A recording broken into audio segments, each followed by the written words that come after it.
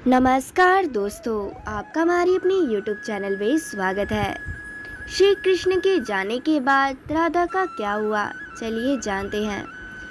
जब कभी प्रेम और त्याग की बात आती है तो राधा कृष्ण का नाम सबसे पहले आता है। लेकिन क्या कृष्ण भक्त जानते हैं कि उनकी प्रिय राधा की मृत्यु कैसे हुई और आखिर क्यों श्री कृष्ण को अपनी बांसुरी तोड़नी पड़ी थी। राधा श्री कृष्ण के बचपन का प्यार थी। श्री कृष्ण जब 8 साल के थे तब से दोनों के बीच में प्रेम था। राधा श्री कृष्ण के दैवीय गुणों से परिचित थी। उन्होंने जिंदगी भर अपने मन में प्रेम की स्मृतियों को बनाए रखा। यही दोनों के रिश्ते की सबसे बड़ी खूबसूरती थी। श्री कृष्ण को केवल दो ही चीज़ों से सबसे ज़्यादा प्यार था। ये दोनों चीज़ें आपस में एक दूसरे से गहराई से जुड़ी हुई थी। एक थी बांसुरी और दूसरी थी राधा। श्री कृष्ण की बांसुरी की धुनी थी जिससे राधा श्री कृष्ण की तरफ खींची चली गई। राधा की वजह से श्री कृष्ण बांसुरी को हमेशा अपने पास ही रखते थे। भले ही श्री कृष्ण और राधा का मिलन ना हो सका, लेकिन उनकी बांसुरी उन्हें हमेशा एक सूत्र में बांधे हुए थे।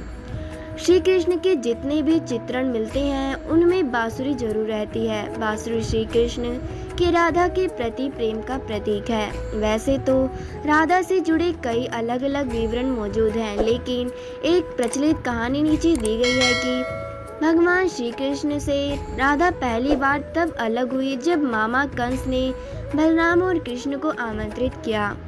वृंदावन के लोग ये खबर सुनकर दुखी थे। मथुरा जाने से पहले श्री कृष्ण राधा से मिले थे। राधा कृष्ण के मन में चल रही हर गतिविधि को जानती थी। राधा को अलविदा कह श्री कृष्ण उससे दूर चले गए।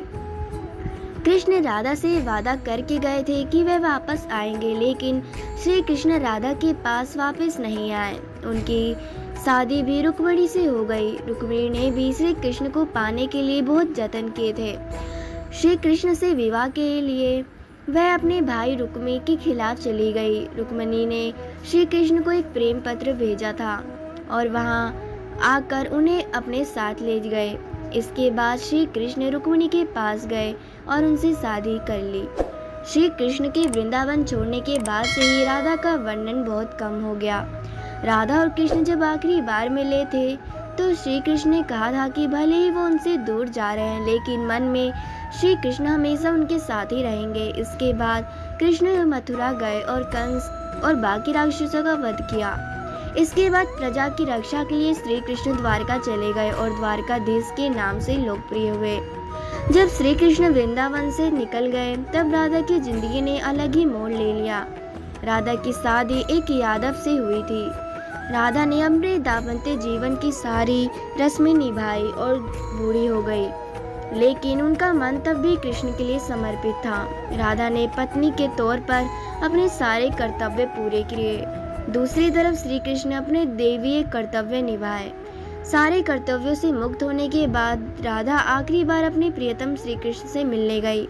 जब वह द्वारका पहुंची तो उन्होंने श्री कृष्ण को रुक्मिणी और सत्यभामा से विवाह के बारे में सुना, लेकिन वह दुखी नहीं हुई। जब कृष्ण ने राधा को देखा तो वह बहुत प्रसन्न हुए।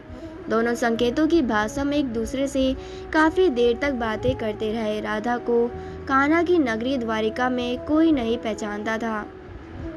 राधा के अनुरोध पर श्री कृष्ण ने उन्हें महल में एक देविका के रूप में नियुक्त किया। राधा दिन भर महल में रहती थी और महल से जुड़े कार्य करती रहती थी। मौका मिलते ही वे श्री कृष्ण के दर्शन कर लेती थी, लेकिन महल में राधा ने श्री कृष्ण के साथ पहले की तरह ही आध्यात्मिक जुड़ाव महसूस नहीं कर पा रही थी। इसलिए राधा ने महल से दूर जाना तय किया। उन्होंने सोचा कि वह दूर जाकर दोबारा श्री कृष्ण के साथ गहरा आत्मीयता संबंध स्थापित कर पाएगी।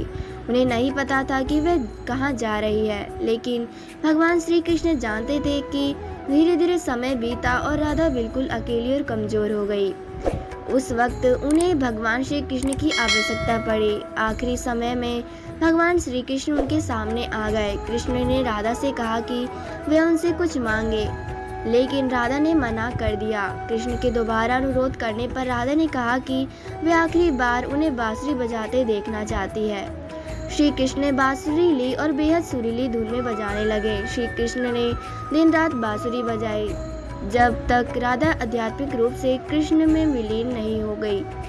बांसुरी की धुन सुनते सुनते राधा ने अपने शरीर का त्याग कर दिया। श्री कृष्ण जानते थे कि उनका प्रेम अमर है, बावजूद वे राधा की मृत्यु को बर्दाश्त नहीं कर सके। कृष्ण ने प्रेम की प्रतीकात्मक अंत के रूप में बांसुरी तोड़कर झाड़ी में फेंक दी। उसके बाद से ही श्री कृष्ण ने जीवन भर बांसुरी या कोई अन्य वादक यंत्र नहीं बजाया।